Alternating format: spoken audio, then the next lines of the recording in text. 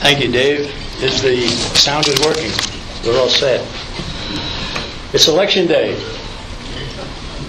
And I always like to start off a speech with an attempt at humor. So I'll tell you about the old fellow in Chicago who said before he died, he said, "Well, when I do die, please bury me here so that I can remain politically active." Not just Chicago, unfortunately, everywhere. Okay, commonly held attitudes about the United Nations. People say it's a forum for blowing off steam. It's never accomplished anything, needs to be reformed, must get better leaders. But they feed hungry children. Of course, they don't tell you that the money to feed the hungry children always goes to the government first, and very little of it works down to feed any hungry children. But they always take a picture of a hungry child getting UN food. Right? The most widely repeated attitude about the UN is it's a place to talk rather than fight. Right? You hear that over and over again. But the United Nations was built on land donated by the Rockefellers in Manhattan in New York City, and that's the UN headquarters. Now, the people who say the United Nations never accomplishes anything have to tell me what the people in that building are doing. They're not doing nothing.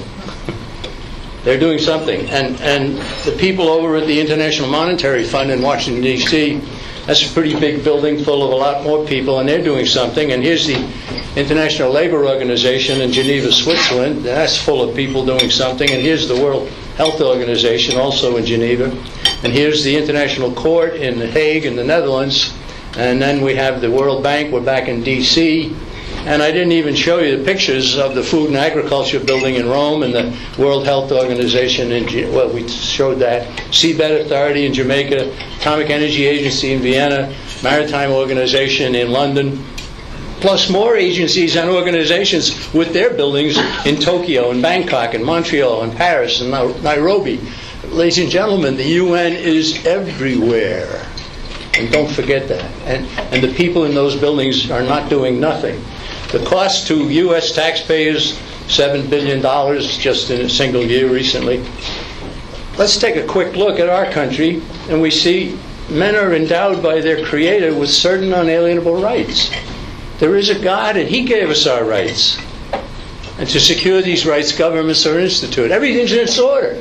God's on top. Individuals with rights come next, and then governments to protect those rights, and nothing more comes next.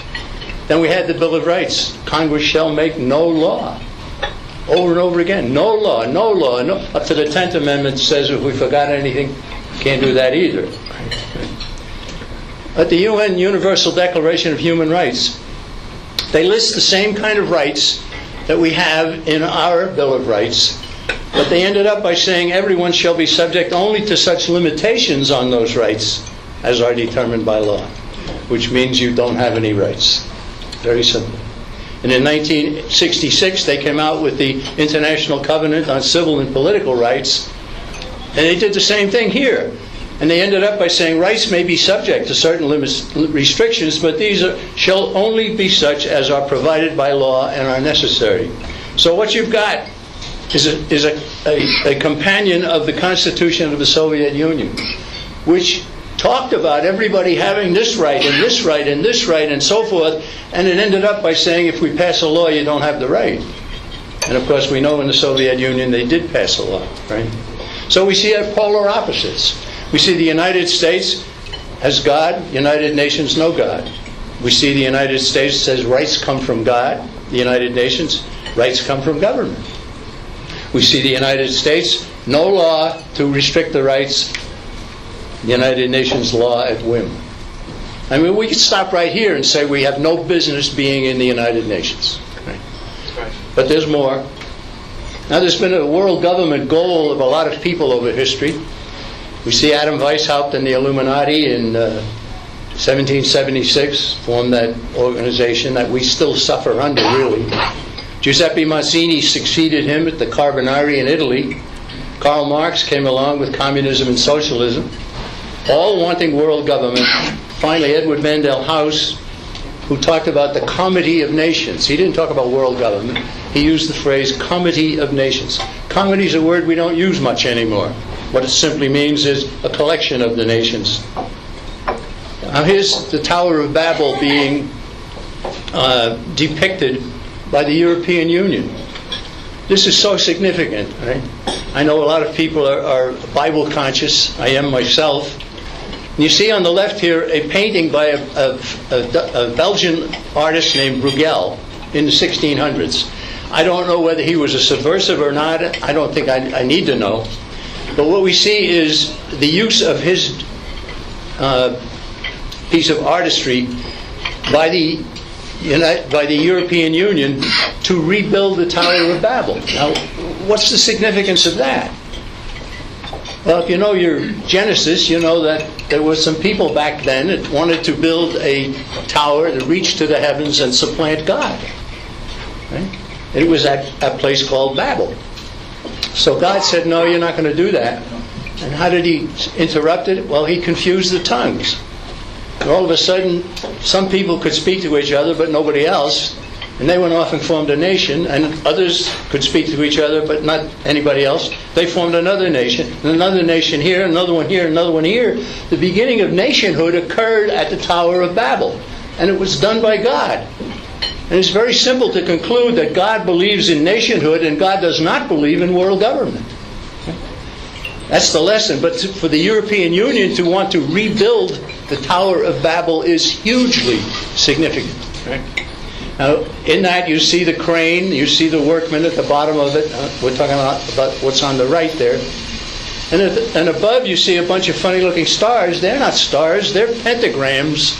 And that's a symbol, a satanic symbol. Right? So there's a lot to be said about that. And we could go on and on and on, but I want to move ahead.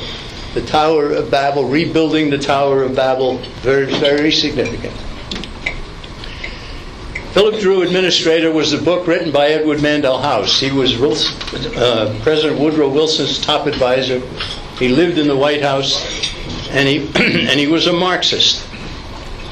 What's significant, I think, mainly about this book is that the dedicatory quote that he put in it was from Giuseppe Mazzini, who was the successor of Weishaupt and the early 1800s wanting to build a world government. So his house, citing Mazzini, he became the advisors to both Wilson and FDR. He said in his book he wanted socialism as dreamed of by Karl Marx. So I call him a Marxist. He despised the U.S. Constitution. He advocated the income tax and the Federal Reserve, which we got, and it's also advocated by the Communist Manifesto. He proposed world government, and then he started the Council on Foreign Relations. And I believe that this group has heard a little bit about the Council on Foreign Relations from time to time. Now, in 1919, led by Edward Mandell House, the Senate debated the matter of joining the League of Nations. And they debated it for 9 months, and they said no. They kept us out of the League of Nations, which was to be what the United Nations has become. And that was 1919. Because the United States never joined the League of Nations, it never amounted to much. But after the UN was formed in 1945, the League of Nations, which still existed, turned over all of its equipment, all of its buildings, everything it had, all of its bankroll and everything else, turned it over to the United Nations. Now keep in mind the fact that they debated 9 months and said no in 1919. I suggest that the best book you can read to get a picture on this, where the UN fits, where House and Wilson fit, where a lot of other things fit, especially the Council on Foreign Relations, is to read the book The Shadows of Power by Jim Perloff. I've written several books, and I want people to read mine. Right? But if anybody said to me, what's the best book to read to understand what the Birch Society is saying about this and that, I said The Shadows of Power is. Right? So, now let's go back. December 7th of 1941, a day that shall live in infamy, said FDR. Right? The Japanese attacked Pearl Harbor. Right? Immediately, 1 month I should say, immediately after the attack at Pearl Harbor, the people got together and started a Declaration of the United Nations. First time the term United Nations was used. In 1943, the U.S., the United Kingdom, USSR, China agreed to form a world government. In 1944, at the Dumbarton Oaks Conference, Dumbarton Oaks is a big estate in Washington, D.C., created the initial draft of the UN Charter. In 1945, the San Francisco Conference, attended by 50 nations, produced the final UN Charter. And it was taken from San Francisco to Washington, given to the Senate for approval. Right? Here we have VE Day of 1945. The war in Europe ended on May 6th. Japan surrendered on August 14th, 1945, but the UN had already been created before Japan surrendered. Now, at the founding of the United Nations, the U.S. delegation had 16 secret communists amongst them. One of them being Alger Hiss. The UN building is called the house that Hiss built, for a good reason. He was the chairman of the founding conference, and he was a communist. It was later shown without doubt. And there were 43 members of the Council on Foreign Relations. One of the more prominent in that was Nelson Rockefeller. The chief authors of the UN Charter were Andrei Vyshinsky of the Soviet Union, an open communist. Everybody knew he was a communist. And Alger Hiss of the United States, who was a secret communist. So the chief authors of the UN Charter were both communists. Now, in 1945, the Senate voted to join the United Nations. In 1919, they take all those months. They said no. And in 1945, they approved the UN Charter by a vote of 89 to 2. Only 2 United States said no. And of course, you've all heard of William Langer of North Dakota and Henrik Shipstead of Minnesota. Everybody knows who lived there. Right? No, someday we're going to build a monument to those 2 men. Right? I dug out the speeches that they gave to try to urge their fellow senators to say no. And they're remarkable speeches. But Shipstead from Minnesota, he said control of the war power must remain in Congress. We should not get involved in the United Nations. William Langer in North Dakota said the UN would have the authority to send our boys all over the earth. And ladies and gentlemen, that has happened. Right? That has happened.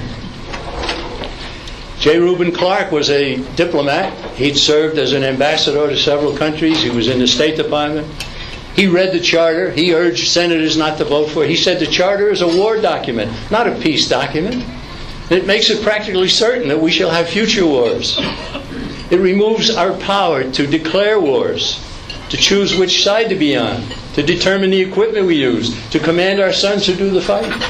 He was correct, but he wasn't listened to. Now, I'm old enough to remember that period. And I can remember my own father saying what was being bandied about all throughout the country. And it was simple. It was saying, look, we had World War I, we had World War II, we don't want to have World War III, we got to do something different. Let's give it a try. Let's see what happens. Right? And that's what swayed the senators, it swayed the people, and the attitude spread right across the country. Maybe some of you remember that too. But that's why there was such support for the founding of the United Nations. Even my own father, a very patriotic American, he was saying, yeah, we got to give it a try. So they voted. Okay, now let's look at the Charter. We see Article 1, and it uses the word peace 6 times. So the UN insists it's a peace organization. But Article 2 authorizes war. So it's not a peace organization. The UN Charter, in Article 2, it discusses the application of enforcement measures under Chapter 7. So you have to go to Chapter 7 of the UN Charter. And if you do, you see it said it authorizes demonstrations, blockade, and other operations by air, sea, and land forces of the United Nations. That's not peace. That's war. Right? Would you agree to this? Now, let's suppose you're a senator. 1945, you're in Washington, they present the UN Charter to you and they ask you to approve or disapprove it, right? And you read through the Charter and you get to Article 25. The entire article, one small sentence. Right? It says, the members of the United Nations agree to accept and carry out the decisions of the Security Council in accordance with the present charter. Would you sign that as a United States Senator? Does that not trump the Constitution? 89 senators did. I dare say most of them didn't read the charter. Some of them did and wanted what came out of it, right? But Article 25 all by itself is reason to say, no, we want nothing to do with this. Right? The source of the UN's military forces. Article 43 says, all members of the United Nations undertake to make available to the Security Council armed forces, assistance, and facilities, including the rights of passage, necessary for the purpose of maintaining international peace and security. All right? So, when the Security Council votes on the use of force, all nations are required, according to the Charter, to send their armed forces and their assistance and their facilities and their money and everything else. Right? Now, how many nations do that when the Security Council? How many other nations besides our nation were involved in the Korean War? Just a couple, right? There were some Turks. I think there were one or two Italians. Right? So, the Article 43, this shows this is not a peace organization, right? And the nation that obeys this more than any other, and more than all of the others combined, is the United States. Here's Colin Powell, who was Secretary of State under George W. Bush. With respect to U.S. policy, when it comes to our role as a member of the Security Council, we obviously are bound by UN resolutions. Isn't that a little bit over the top, right? And he should have been fired right on the spot. No, they fired him later. George H.W. Bush, father of George W., he said, it is the sacred principles enshrined in the United Nations Charter to which the American people will henceforth pledge their allegiance. Sacred principles? Isn't that a bit of a stretch? Now, there's something else that happened that hardly any American knows anything about. The Charter was approved in July of 1945. The United Nations Participation Act was approved by Congress in December of 1945. And the United Nations Participation Act says the President shall not be deemed to require the authorization of Congress to send troops to enforce Security Council resolutions. Incredible. The President cannot send troops to the United Nations so that they can build their own standing army. He has to go to Congress if he wants to do that. But if he wants to send troops wearing U.S. uniforms, maybe a blue beret every once in a while, or a blue patch or something, he is not required to get authorization from Congress. So the UN Participation Act was debated in the House.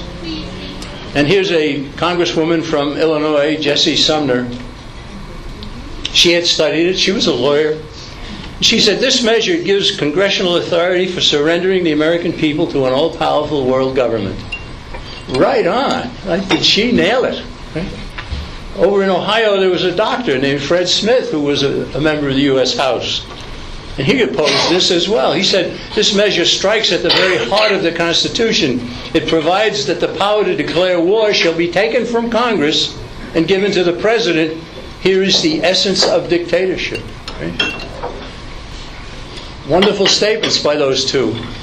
So they voted in the House, and the vote was 344 to 15. Only 15 said no. The Senate approved it by voice vote.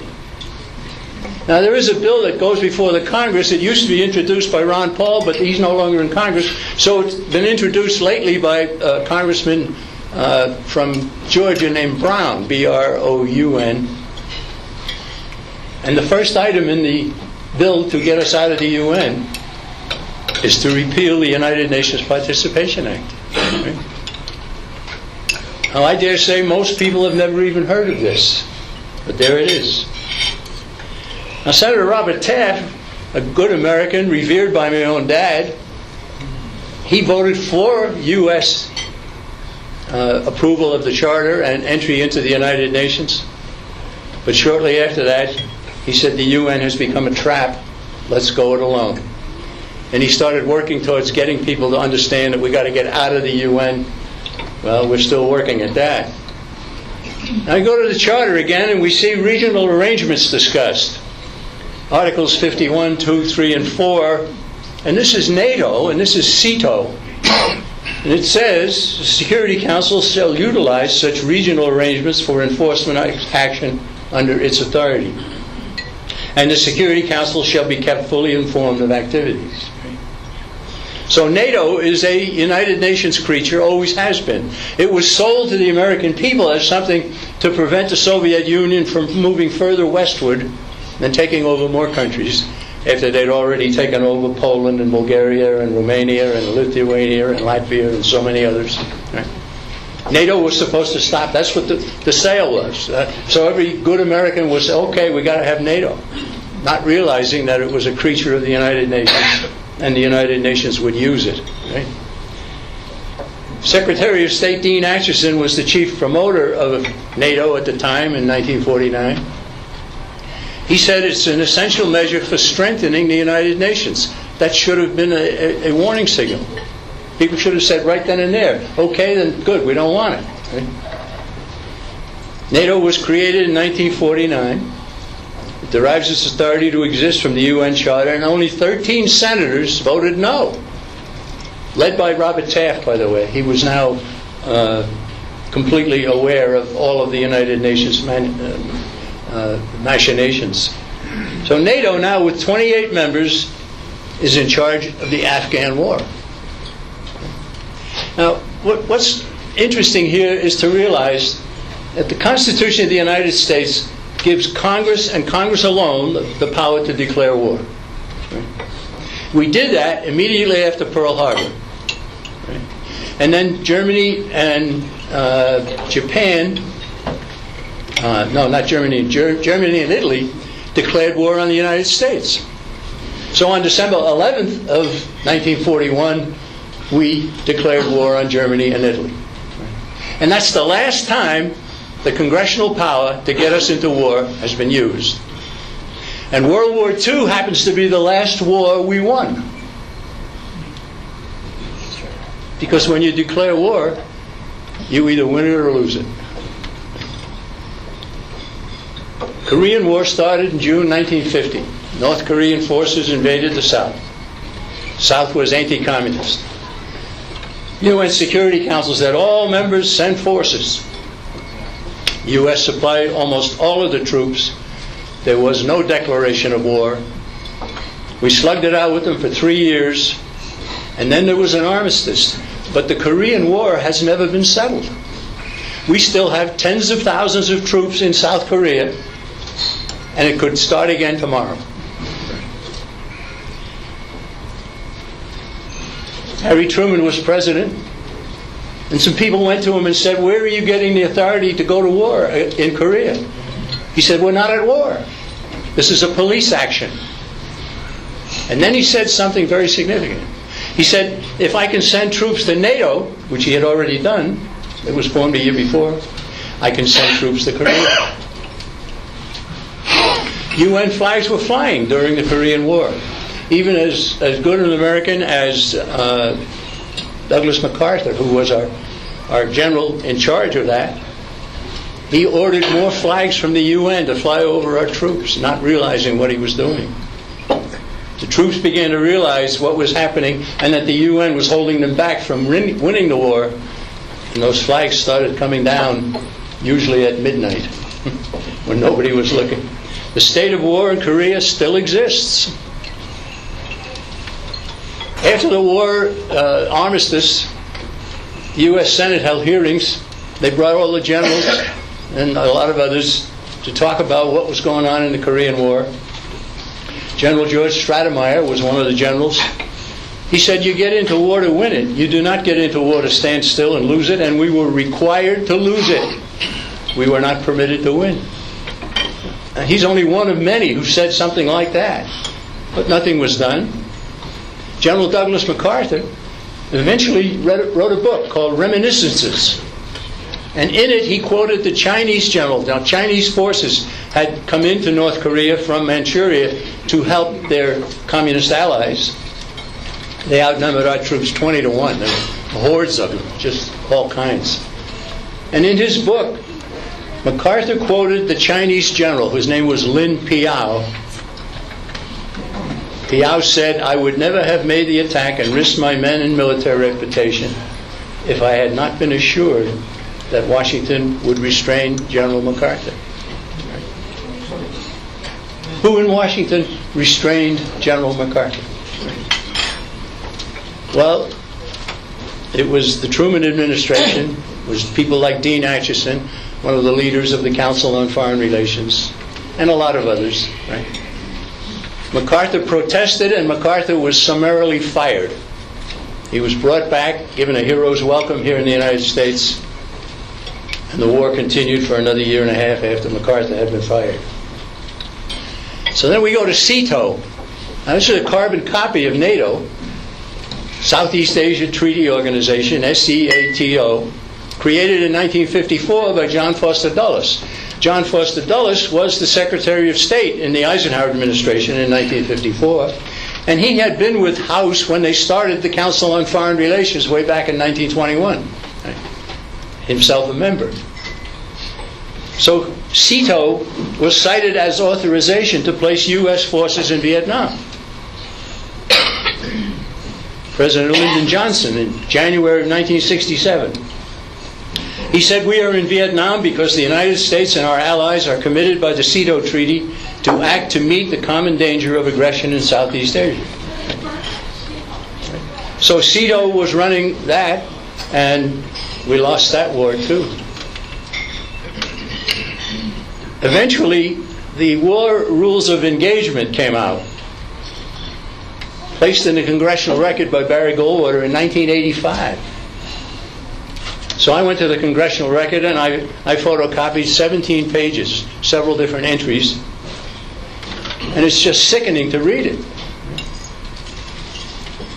Some of my classmates in Marine Corps schools died in that war. The rules of engagement said, don't attack enemy planes on the ground. You have to wait until the enemy planes are in the air shooting at you before you can go after them. Don't attack truck convoys if they turn 200 yards off the highway. Don't close Haiphong Harbor, the main supply port for everything that North Vietnamese were using in that war. Absolutely horrible. I had an interesting thing I like to tell people about. I think a lot of you have probably heard of a fellow named Ken Burns who puts TV documentaries on the tubes. One of my neighbors had a kind of a little gathering, a party of some sort, and invited my wife and me. It's just across the driveway to get to my neighbor's home. And I met the woman of the house. I met her father, who lived in a small town in New Hampshire. And I said, well, what's the name of the town? And he told me, and I've forgotten what it was. He says, a little bit famous because Ken Burns lives there. I said, oh, Ken Burns. I know who he is. I said, what's he up to now? He said, well, he's thinking about doing a program on the Vietnam War. I said, well, do you suppose he has the rules of engagement? He said, what's that? So I told him. I told him what the rules of engagement were. I said, if I give you a copy of the rules of engagement, would you give them to Ken Burns? He said, yeah, sure. I see him down at the coffee shop a lot. So I hustled back over to my own home. I photocopied the 17 pages, gave it to I got a note from that man about 10 days later. Said, just met with Ken Burns. I gave him the rules of engagement. Thank you for giving it to me. He says, I read through that stuff, and he went, oh my, isn't that awful? So we know that Ken Burns has it. Right? And if he ever produces a film on the Vietnam War, we'll find out whether or not he wanted to use it. Right? Move on. Desert Storm, 1991. All right, this was the war to get Saddam Hussein's troops out of Kuwait, right? Which happened. Right? Didn't take long, just a matter of weeks. Got them out of Kuwait, and the war stopped. And a lot of people say, well, why didn't they go all the way to Baghdad and get Saddam Hussein? Well, the UN Security Council authorized forcing Iraq out of Kuwait only. So they had to stop. And the Desert Storm War strengthened the United Nations. Okay. Second Iraq War, in 2003. Here's a letter signed by the U.S. Ambassador to the United Nations, John Negroponte. And it's done one day after the troops moved into the Second Iraq War. And he said right at the beginning of the letter, the actions taken are authorized by existing council resolutions, including Resolution 678 and 677 and so on. So our whole presence in Iraq the second time was under United Nations authorization. Okay. The Afghan war, as I've already mentioned, is now under NATO. There's General Petraeus before he disgraced himself. So after he disgraced himself, they made him head of the CIA. And there's a dead American coming back, and there's the troops in action. Right? So now we have new action against ISIS. President George W. Bush went to the UN on September 9, 2002, to ask for authorization to attack Iraq, which he did in 2003. Now, President Obama was asked, where are you getting the authorization to go after ISIS and bomb them? And he claims justification for the war against ISIS from a Security Council resolution dated October 10, 2002, authorizing the attack against Iraq. Right? But the attack against Iraq, we know, derived its authorization, as John Negroponte told us, from two Security Council resolutions, which were dated in 1990 and in 1991. So, once the UN has given authorization, they use it over and over again. Right? And so now we're involved in another war, and he called it a war, did President Obama. Right? So I'll accept that. The Constitution's being ignored again. No declaration of war. Authorization for the war against ISIS is now called Operation Inherent Resolve, and it was obtained in 1991. The President can send troops into battle anytime he wishes. UN power over our U.S. continues to grow. UN wars. Summary. Korean War, the UN flags were flying. Vietnam War under CETO, a UN regional arrangement. Desert Storm, UN authorization. Second Iraq War, UN authorization. Afghan wars under NATO. ISIS action is now under old UN authorization. Who's running our military? Who's in charge? The United Nations. Okay? Here's a principle I don't want you to forget. One seeks authorization from a superior, not an inferior. Who's the superior that we seek authorization from? The United Nations. And we are the inferior. Is it time to get out of the United Nations? In October of 2002, now this is 6 months before the Second Iraq War, Congressman Ron Paul stood up, meeting of the House International Relations Committee. Mr. Chairman, I have a motion. Okay, Ron, what's your motion? I move that we declare war on Iraq, and I intend to vote against my measure because I don't think we should go to war against Iraq. But, he added, I also don't think we should ignore the constitutional requirement for a congressional declaration of war. Good for you, Ron. Right. So they debated the matter, and finally the chairman of the committee, Henry Hyde of Chicago, supposedly a great conservative American, he said, Ron, there are things in the Constitution that have been overtaken by events and by time. Declaration of war is one of them. Your message is inappropriate, anachronistic, it isn't done anymore. Good conservative American? Yeah, sure. 1961, the State Department put out a document calling for the gradual turnover of the military of our country to the United Nations. 1962, another document sponsored by the State Department, written by CFR member Lincoln P. Bloomfield, called for total disarmament, even of civilians. It said membership in the new regime, far from being a privilege, would be mandatory. Gun foes want civilian disarmament. So there's a United Nations Arms Treaty that we, in the John Birch Society, with several others, were able to block. Obama wanted it, but we didn't get it. Right? So there's resistance. There's still resistance among the American people. We got to build on that resistance. Now look at the bottom here. In the bottom right, you see a gun with the twisted barrel at the end of it. Right? Ladies and gentlemen, that is a statue outside UN headquarters in New York City. It's a huge thing. And that pistol is not a military weapon. That is a Colt revolver, a civilian weapon. When that was going, we had an article in the New American Magazine, and the headline is kind of cute. Gun control misses mark. Senator Feinstein shoots off mouth his foot.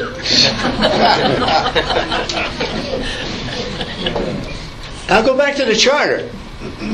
In Article 2, Paragraph 7, it says, nothing in the present Charter shall authorize the United Nations to intervene in matters which are essentially within the jurisdiction of any state. So whatever happens within our country is our business, and the United Nations says in its own Charter it will have nothing to do with it. They violate it absolutely in every possible way.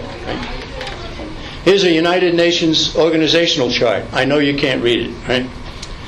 But look at all of the different areas that are mentioned in that United Nations organizational chart. What did they leave out? Nothing, right? UN tentacles are everywhere. And are they intervening in matters which are essentially within the jurisdiction of any country? Yes.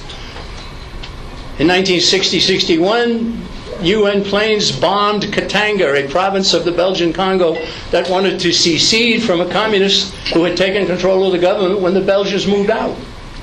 The United Nations bombed the hospitals. It bombed the civilians. It killed people. Rhodesia had been destroyed. It became Zimbabwe, the basket case of the 20th century. Right?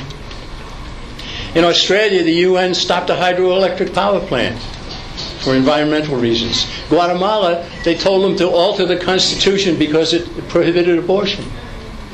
The European Union is destroying sovereignty of 28 nations now, and it admits that it's subservient to the United Nations.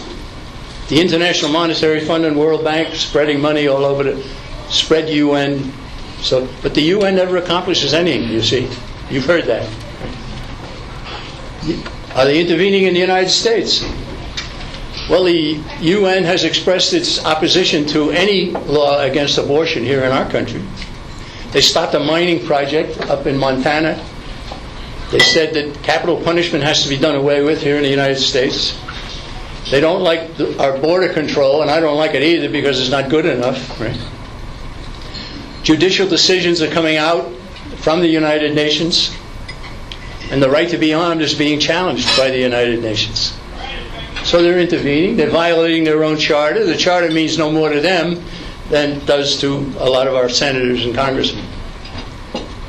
Here's a Supreme Court justice in California who said, someday it will be malpractice for lawyers to fail to include UN rights law in their cases. That's where we're getting. Agenda 21 is a UN program. It proposes an array of actions which are intended to be implemented by every person on earth. A profound reorientation of all human society. That's the forward in the book. The book, the Agenda 21 book. Right? Agenda 21's stealth program attacks property rights, family size, water rights, civil liberties, waste disposal. Wants to control food, transportation, energy, education, children. Right? So we put out pamphlets and DVDs on that subject. Now they have Common Core. Is there a link? Common Core to the United Nations? Absolutely. It came out of UNESCO to begin with. Right?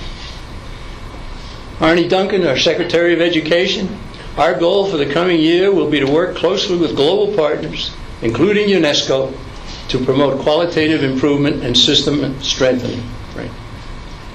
Here's a headline out of the New York Times talking about New York City Scores on math and English tests plummet after state adopts the new standards, the Common Core standards. Right? And even the liberals in New York City are angry about Common Core. Right? Here's a DVD we put out. So now they have new 3 R's. It used to be reading, writing, and arithmetic, and now it's recycling, racism, and reproduction. I think many of you have heard of a man named Jacques Cousteau.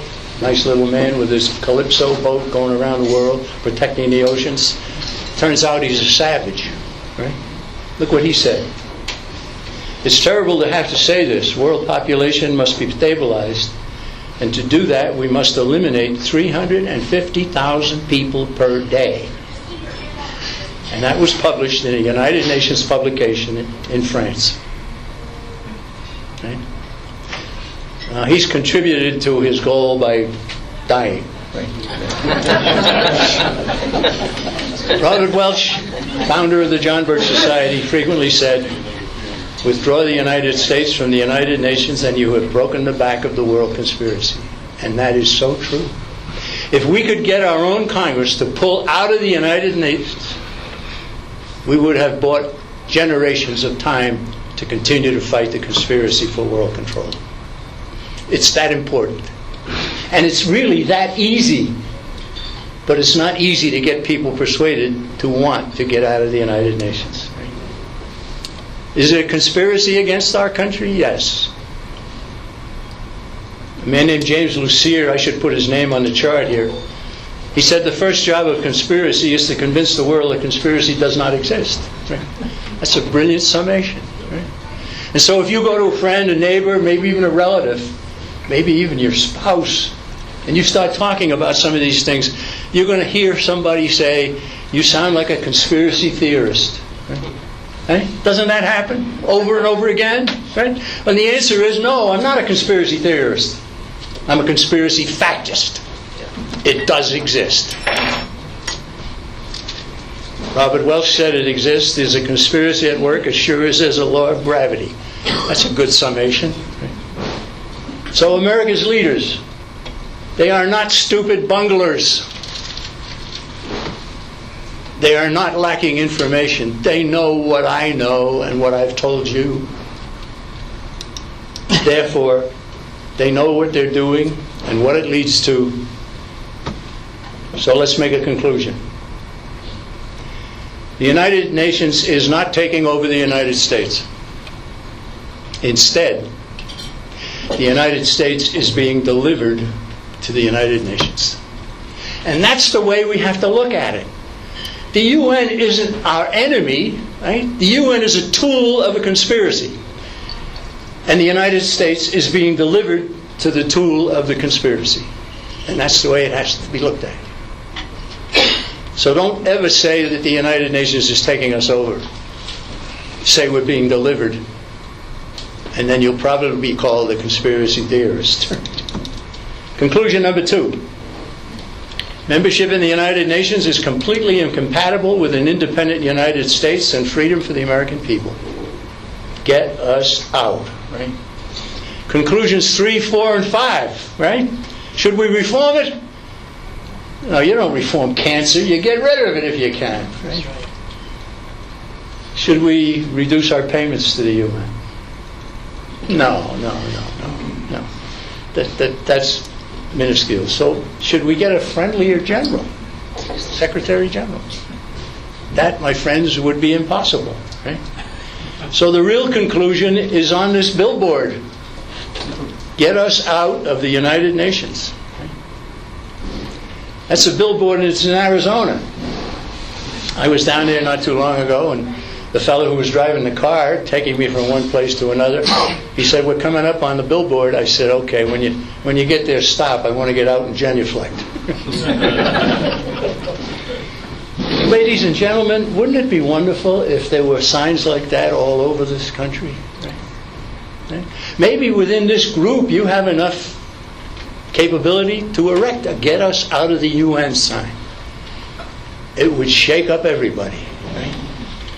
And it would really accomplish a lot. So think about that. H.R. 75. The American Sovereignty Restoration Act. There's Paul Brown. He succeeded Ron Paul as the author of this bill. He didn't change a word. Right? The American Sovereignty Restoration Act, a measure to provide for complete withdrawal of the United States from the United Nations. Now, unfortunately, Paul Brown tried to be a senator, and he ran in a primary this year, and he lost, so he's not going to be able to be in Congress. So somebody else is going to have to pick up the ball and reintroduce the bill. I was in Tennessee just recently, and I met with one of our writers, a young gal named Rebecca Terrell. And she's just absolutely terrific. She worked for Ron Paul in his office for several years, a few years ago. And I said, well, what did you do when you were down there working with Ron Paul? She said, oh, well, I answered the phone, and I did some correspondence, and I chatted with the people when they came to visit and so forth. But she said, I did write one piece of legislation. I said, which one? She said, I wrote to get us out of the UN bill. You wrote to get us out of the UN bill? Yeah. I said, how did you do that? She said, well, I asked the Library of Congress to send me all the bills that had asked for withdrawal from the UN going all the way back to the 40s. And I plucked this part out of that one, and this part out of that one, this part out of that one, and I put together the bill, and I gave it to Ron, and I said, Ron, would you consider introducing this? He read through it, and he made one change. She had said, get out immediately. He said, no, make it 2 years. Make it 2 years. Give him a chance to tidy up things. That's the only change he made. Now, I know that there are people who say the John Birch Society never accomplished a thing. Well, there's one member of the John Birch Society that wrote the UN bill, get us out of the UN bill. Right? That's only one of our many accomplishments. Birch Society offers rock-solid information and 5 decades of experience and sorely needed national organization, a plan for victory. Our plan in a nutshell is inform ourselves, understand the enemy, educate and activate friends, grow membership, train leaders, change the voting record or change the congressman, restore constitutional government, maintain vigilance. I wrote a little booklet called United Nations Exposed, and we have some on the back table there.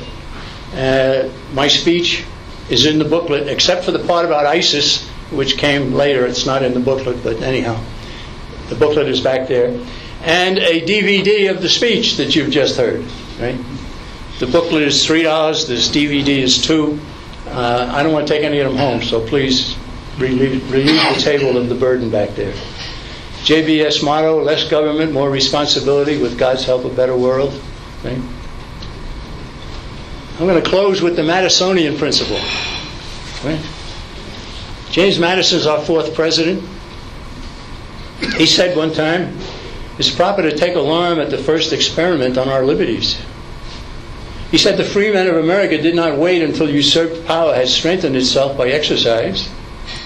He said they saw all of the consequences in the principle, and they avoided the consequences by denying the principle.